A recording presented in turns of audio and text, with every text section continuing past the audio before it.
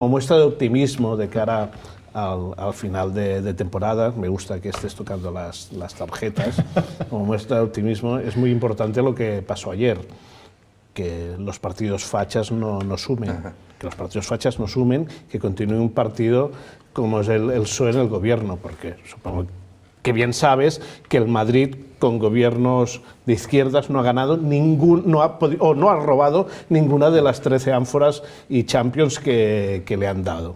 Solo las ha ganado las 13, las ha ganado las 6 con Franco y las otras 7 con el PP. O sea que de momento vamos encaminados para que su sequía se prolongue unos cuantos años más. Pues sí, la verdad es que dicho queda y yo coincido con mi amigo Quim Molins, es decir, nos garantizamos con ese resultado, señores, 4 años en los que el Madrid no va a ganar la Champions y queda grabado.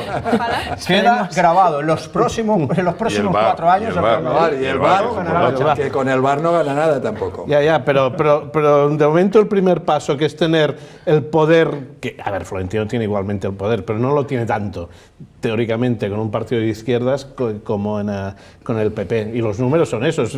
Es que no, el Barça sí que ha hecho de las 5 Champions, una fue con el PP, 4 con el PSOE, pero hubo un tiempo que estaba claro, el Madrid ganaba con el PP, el Barça con el PSOE, excepto la de Berlín ya la ganamos con Rajoy en el gobierno. En cambio el Madrid ha sido entrar el VAR y el PSOE el año pasado en el gobierno, fuera de la Champions. Fuera. Acabó.